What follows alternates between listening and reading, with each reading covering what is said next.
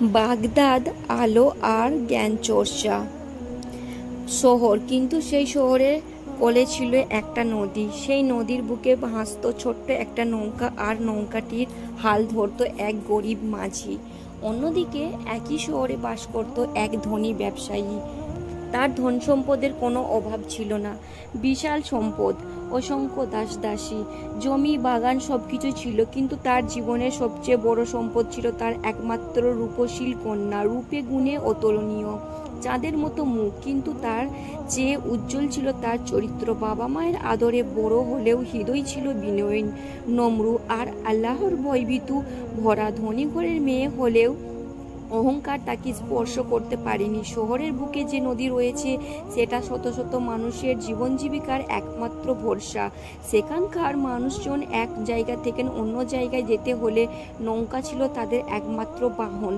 প্রতিদিন মানুষ নৌকায় করে এক স্থান থেকে অন্য স্থানে যাতায়াত করত, আর সেই ব্যক্তি ছিল সেখানকার বিখ্যাত নৌকার মাঝি। ওই ধনী ব্যক্তির একমাত্র কন্যা ছিল তার জীবনের সবচেয়ে বড় স্বপ্ন।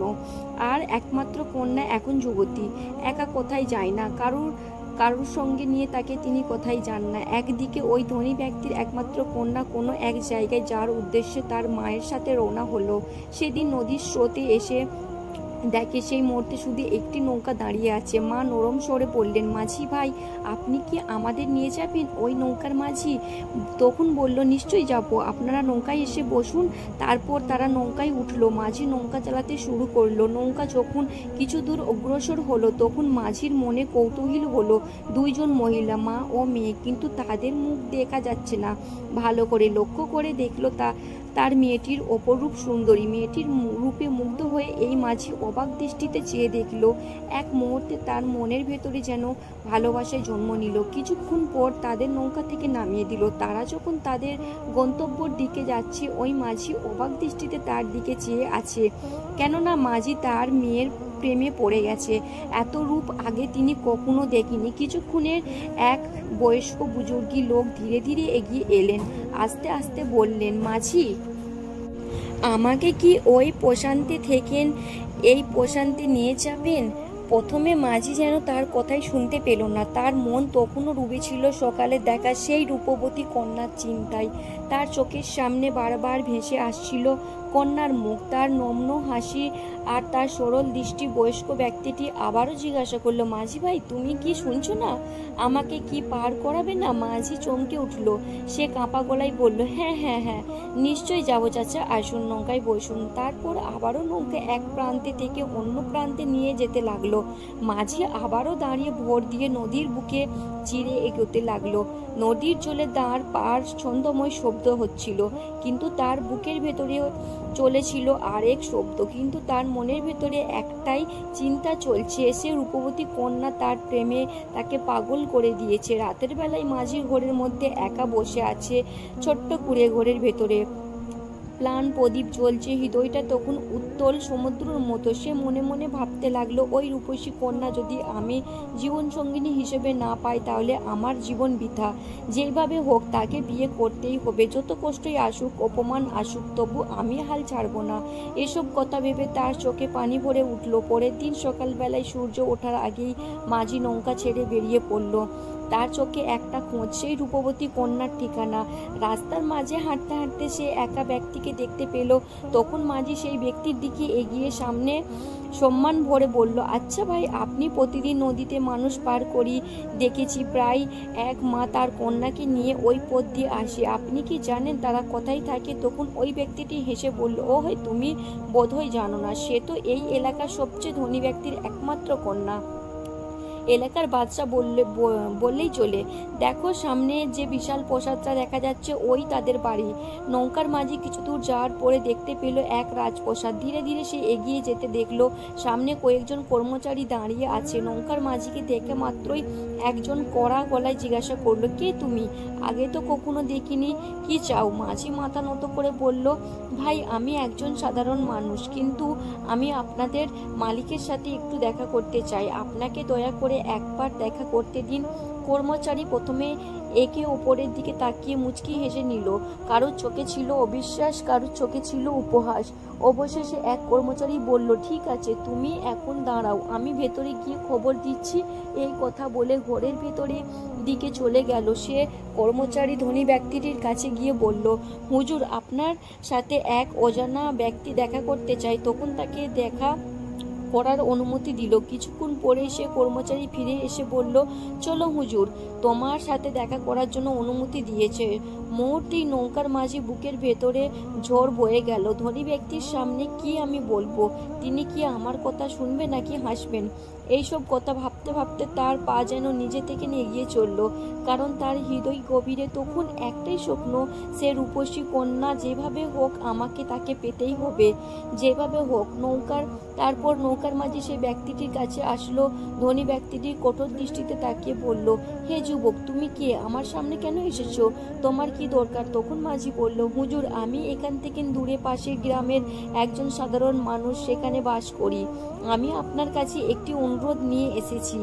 আপনার একমাত্র রূপসী গুণবতী কন্যাকে দেখে আমার হৃদয় আনন্দিত হয়েছে। তাকে আমি আমার জীবনসঙ্গী হিসেবে পেতে চাই। আমি তাকে বিবাহ করতে চাই। এ কথা শুনে ধনী ব্যক্তিটি কিছু বললেন না। কিছুক্ষণ চুপ থাকলেন, তারপর ধীরে গলায় বললেন, বিবাহ করতে চাও? সেটা ভালো কথা, কিন্তু যুবক, আমি তো তোমাকে চিনি না। বলো, তুমি কি ব্যবসা বাণিজ্য করো? তোমার পেশা কি? তখন মাঝি একটু ভয়ে ভয়ে উত্তর দিল, এখন থেকে কিছুটা দূরে যে নদী রয়েছে, সেই নদীতে আমি নৌকা চালাই। আমি সেই নৌকার মাঝি, মানুষকে এপার থেকে ওপারে নিয়ে যায়। এই কথা শোনা মাত্রই ধনী ব্যক্তিটি প্রচণ্ড রেগে গেল। তিনি খুব উচ্চস্বরে রাগান্বিত কণ্ঠে বলল, কি বললেন? তুমি একজন সামান্য মাঝি, আর তুমি সাহস করেছো কিভাবে আমার মেয়েকে বিবাহ করার? তোমার মতো এক গরিব মাঝি আমার দরজায় এসে আমার মান সম্মান নিয়ে খেলতে চাই? আমি এলাকার সবচেয়ে ধনী ব্যক্তি, রাজা বাদশাও আমার সাথে সম্পর্ক করতে চাই, আর তুমি তো আমার মেয়েকে স্বপ্ন দেখেছো, অধিকার কোথা থেকে পেলে? খবরদার, এই কথাটি আর দ্বিতীয়বার বলবে না। যে রাস্তা দিয়ে এসেছো সেই রাস্তায় চলে যাও। দ্বিতীয়বার যদি তোমার মুখে এই কথা শুনি, তাহলে তোমাকে চরম শাস্তি পেতে হবে। আমার মেয়ের কথা আর কখনোই স্বপ্নে ভাববে না। এই এলাকায় ছেড়ে চলে যাও। এলাকার পথে যদি আবার তোমাকে দেখি, তাহলে ফল ভালো হবে না। এই কথা শোনার পর মাঝি আর কিছু বললেন না। মাথা নিচু করে আস্তে আস্তে প্রাসাদ থেকে বেরিয়ে গেল। চোখের পানি থামাতে পারল না। এক ফোঁটা দুই ফোঁটা নয়, চোখ দিয়ে গড়িয়ে পড়তে পড়তে নদীর জলের মতো কিছুক্ষণ আসার পর মনে মনে বলতে লাগলো, হে আল্লাহ, আজ আমি গরিব বলে আমাকে অপমান করলো, তাড়িয়ে দিয়েছে। গরিব হওয়ার কারণ, তার মেয়েকে আমার সাথে বিবাহ দিতে রাজি হলো না। আমার বিয়ের স্বাদ মিটে গেছে। জীবনে আমি আর কখনো বিয়ে করব না। এই কথা বলে সে আবারও বাড়ির দিকে এগোতে লাগলো। তার পা কাঁপছে, তবুও সে হাঁটছে। বুকের ভেতরে এক অদ্ভুত যন্ত্রণা, আবার এক অদ্ভুত দ্রুত। এদিকে কিছু দিনের মধ্যেই ওই ধনী ব্যক্তিটি তার একমাত্র কন্যাকে বিশাল আয়োজন করে এক বিশাল ধনী ব্যবসায়ীর সাথে তার কন্যার বিবাহ ধনী ব্যক্তির একমাত্র রূপসী কন্যা সুখে সংসার করতে লাগলো। আর নৌকার মাঝি মনের ব্যথা মনে রেখে পুরাতন স্মৃতিকে ভুলতে লাগলো। এভাবে কয়েক বছর অতিবাহিত হয়ে গেল। ধনী ব্যক্তির রূপসী কন্যা এখন সংসার নারী, তার কোলে এসেছে একটি ফুটফুটে সন্তান। ঘর ভরে উঠেছে শিশুর কলতনে, হাসতে কান্না নাই। পৃথিবীর সব সুখ যেন তাকে ছুঁয়ে গেছে।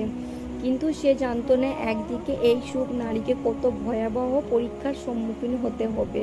কোনো একদিন সেই রূপসী কন্যা তার সন্তানকে নিয়ে তিনি একাকী কোনো এক প্রয়োজনে কোথায় যাচ্ছিলেন, কিন্তু গন্তব্যে যেতে লাগলেন। নদীর পার হতে হবে। নদীর কিনারায় এসে দেখলেন একজন মাঝি একাকী বসে আছে। কিন্তু তাকে জিজ্ঞাসা করলেন, মাঝি ভাই, আপনি কি ওই পারে যেতে পারবেন?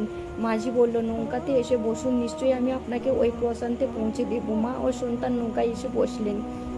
নৌকায় ধীরে ধীরে জলের বুকে চিরতরে এগিয়ে চলল। চারিদিকে নিস্তব্ধ, কেবল নদীর ঢেউ শব্দ।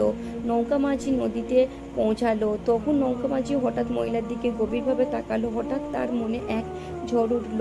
চিনে ফেলল ওই নারী, সেই রূপসী কন্যা, যাকে একদিন সে প্রাণ ভরে ভালোবেসেছিল, যাকে বিবাহের প্রস্তাব দিতে গিয়েছিল, কিন্তু ধনী পিতার গর্ভে প্রত্যাক্ত হয়ে অপমান নিয়ে ফিরতে হয়েছিল। তখন মাঝি বলল, আচ্ছা, তুমি সেই রূপসী নারী যার প্রেমে আমি পাগল হয়ে গিয়েছিলাম। তুমি কি সেই রূপসী কন্যা যাকে আমি বিবাহ করতে চেয়েছিলাম? কিন্তু আমি গরিব হওয়ার কারণে তোমার বাবা আমার সাথে বিবাহ দিতে রাজি হয়নি। তারপর এই সময় শয়তান মাঝির মনে কুমন্ত্রণা দিল। তার হৃদয় ভালোবাসার এক বিকৃত লালসার পরিণত হলো। হঠাৎ সে শয়তানি হাসি হেসে বলল, দেখো আজ এখানে কেউ নেই, আমি একা। চারিদিকে শুধু নদী, ফাঁকা আকাশ আর জল। আজ আমি আমার মনের আশা পূর্ণ করব। স্বেচ্ছায় যদি আমার কাছে আসো তবে তোমাকে কষ্ট দেব না। তখন ওই রূপসী কন্যা ভয়ে কেঁপে উঠলেন, শিশুকে বুকে জড়িয়ে ধরলেন, তারপর কান্না জড়িত কণ্ঠে বললেন, আস্তাগফিরুল্লাহ। কান্না জড়িত কণ্ঠে বললেন, হে প্রিয় ভাই, আপনি কেমন কথা বলছেন? এটা তো কখনোই হতে পারে না। আজ এইখানে হয়তো মানুষ নেয়, কিন্তু আল্লাহ আছেন, আল্লাহ দেখছেন। আমি মুসলিম নারী, আমি কোনো অন্যায়ের সঙ্গ হব না। আমি আমার স্বামীকে ধোঁকা দিতে পারবো না, আমার ইমানকে কলঙ্কিত করতে পারবো না। রূপসী কন্যার এই উত্তরের মাঝি রেগে লাল হয়ে গেল। আবার শয়তান তাকে কুমন্ত্রণা দিল। সে হঠাৎ শিশুটিকে কোলে টেনে নিল, চোখে লালচে রাগ, মুখে বিপ্রদ্র হাসি হেসে সে বলল, শোনো রূপসী, যদি তোমার সন্তানকে বাঁচাতে চাও তবে আমার কথার মতো চলো, না হলে তোমার সন্তানকে আজ এই নদীতে ডুবিয়ে মারবো। মায়ের বুক ফেটে গেল, কাঁপা কণ্ঠে বলল, না, আমার সন্তানকে আমি অনেক ভালোবাসি, কিন্তু শোনো, আমি কখনোই অন্যায়ের কাছে মাথা নত করবো না।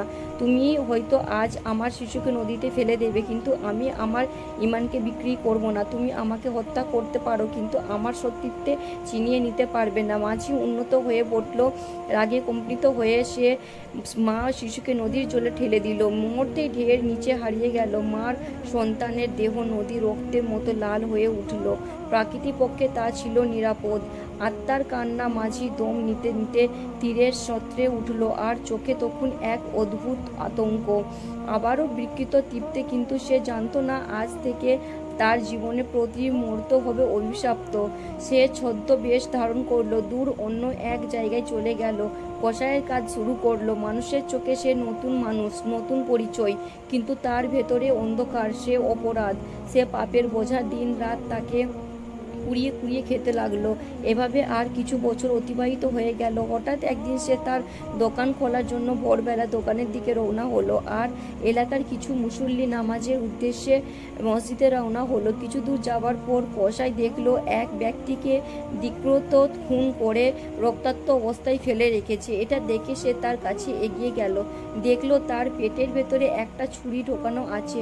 তখন সে ওই ব্যক্তিকে বাঁচানোর উদ্দেশ্যে পেটের ভেতরে থেকে ছুরি বাইরে বার করতে লাগলো। আর ওদিকে সেই মুসল্লিরা নামাজ শেষ করে বাড়ি ফেরার পথে দেখলো কসাই যেন কোনো এক ব্যক্তিকে রাস্তার মাঝে খুন করেছে। এটা দেখে তারা সবাই সেই কসাইকে পাকড়াও করলো, তাকে দড়ি দিয়ে বেঁধে ফেললো। তারপর সবাই মিলে এই কসাইকে সাথে সাথে বিচারকের কাছে নিয়ে হাজির হলো। আদালত যখন কসাইকে হাজির করা হলো, বিচারক কঠোর কণ্ঠে জিজ্ঞাসা করলেন, হে ব্যক্তি, তুমি কেন ওই মানুষটাকে বিনা কারণে হত্যা করলে? কসাই থরথর করে কেঁপে উঠল। অতিশ্রদ্ধ চোখে সে বলল, হুজুর, আমি খুন করিনি, আমি তাকে বাঁচাতে চেয়েছিলাম। তখন পাশে সবাই বলল, না হুজুর, এই ব্যক্তিটি খুন করেছে, আমরা স্বচ্ছ চোখে দেখেছি।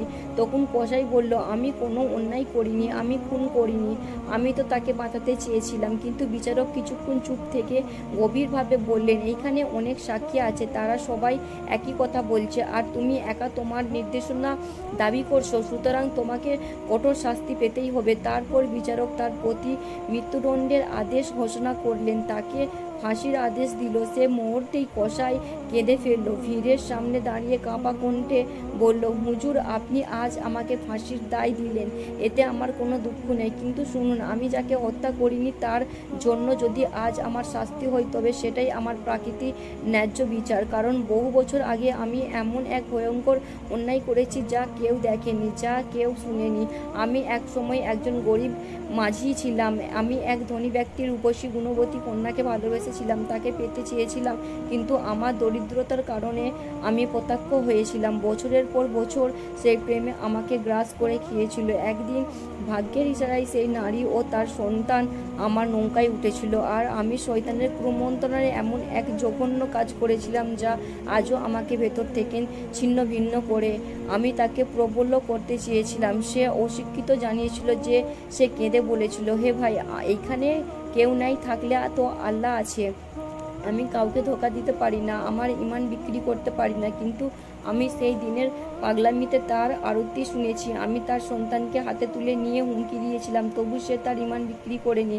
শেষ পর্যন্ত আমি শয়তানের পূর্ণদাস পরিণত হলাম। আমি তাকে তার শিশুকে নদীতে ফেলে দিলাম। দুইজন ডুবে মারা গেল। মানুষ জানলো না, আদালত জানলো না, কিন্তু আল্লাহ সব দেখেছিল। তখন আমি কোনো শাস্তি পাইনি। আজ যদি আমি সেই খুন করিনি, তার জন্য মৃত্যুদণ্ড পাচ্ছি, কিন্তু আমি জানি আসলে আল্লাহ আজ আমার সেই পাপের শাস্তি দিচ্ছেন। এই কথা শুনে পাশাই উচ্চস্বরে কাঁদতে লাগলো। তারপর সে ব্যক্তির ফাঁসি হয়ে যায়। প্রিয় দর্শক, অপরাধ কখনো মুছে না। মানুষ না জানলেও আল্লাহ সব জানে। হয়তো আজ নয়, হয়তো কাল নয়, কিন্তু একদিন আল্লাহ সেই অপরাধের বিচার অবশ্যই করেন। মাঝি তার লালসার কারণে নিজের ইমান নষ্ট করলো, মানুষের জীবন কেড়ে নিল, আর শেষ নিজেই ধ্বংস করলো। কিন্তু সেই নারী সেই মৃত্যুর মুখোমুখি হয়েও ইমান হারালো না। সে আল্লাহর ভয়ে নিজের প্রাণ দিল। পাপের পথে এক পাপ এগিয়েও না। তো এই নারী আমাদের শিখিয়ে দিল, আল্লাহর ভয় যদি হৃদয়ে থাকে, তবে পৃথিবীর কোনো শক্তি আমাদের পথভ্রষ্ট করতে পারবে না।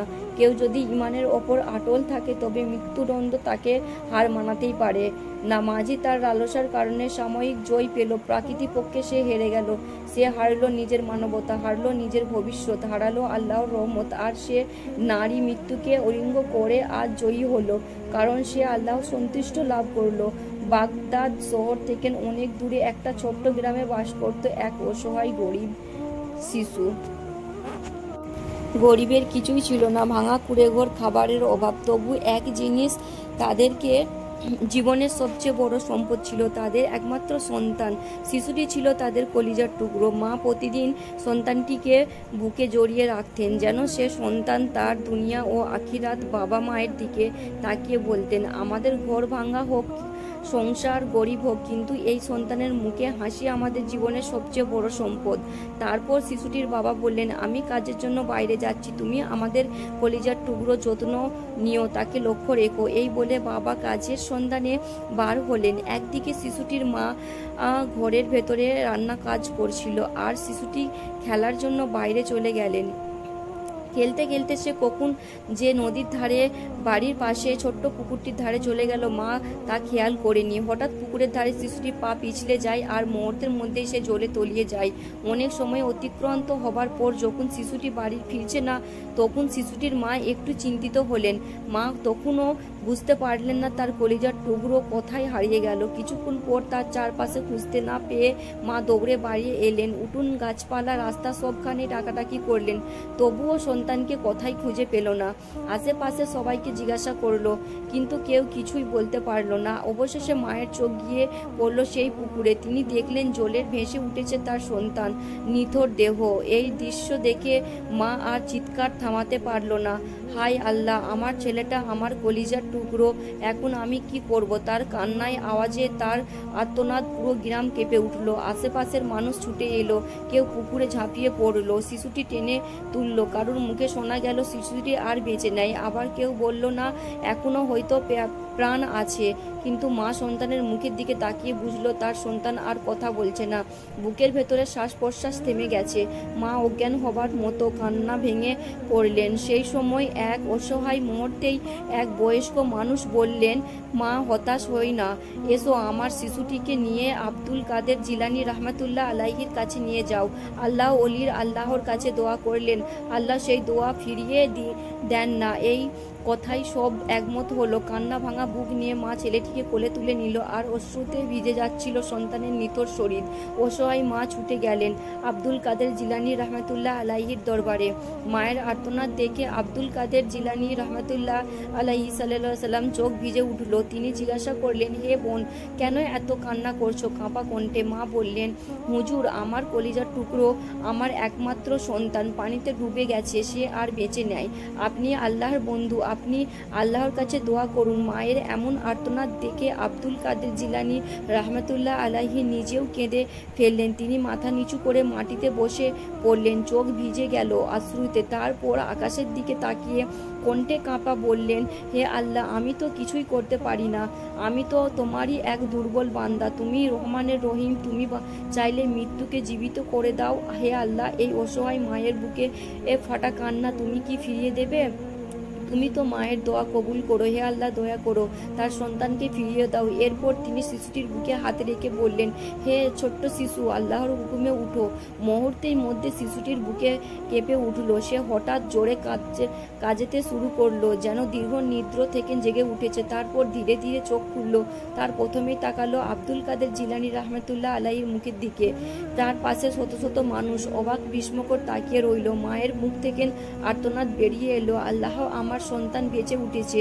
আল্লাহ, তুমি কত দয়ালু। হুজুর, আপনি মানুষ নন, আপনি ফেরেশতা। মা সন্তানের নিথর শরীরকে জীবিত হয়ে উঠেছে দেখে বুকে জড়িয়ে ধরলেন। তার চোখে জল ভিজিয়ে এলো। পুরো এলাকার ধ্বনিত হলো, আল্লাহু আকবার, আল্লাহু আকবার। সেদিন মানুষ বুঝলো আল্লাহর ওলির নিজেরা কিছু করে না, তারা শুধু আল্লাহর কাছে কান্না করে, দোয়া করে, আর আল্লাহর রহমতের মৃত্যু থেকে জীবন ফিরিয়ে আসে। মানুষ ভাবে সব শেষ হয়ে গেছে, কিন্তু আল্লাহর রহমতের শেষের মধ্যেই শুরু লুকিয়ে থাকে। সেই দিন সবাই বুঝলো আল্লাহ ছাড়া কারোর হাতে ক্ষমতা নেই, আর আল্লাহ মৃত্যুকে জীবন দেন। তাই সে মানুষ দেখে শিখে, কখনো হতাশ হও না, কারণ দয়া ও ভরসার দরজা সবসময় খোলা থাকে শুধু আল্লাহর দিকে। আল্লাহ রব্বুল আলামিন আমাদের সকলকে সঠিক বোঝার, সঠিক পথে চলার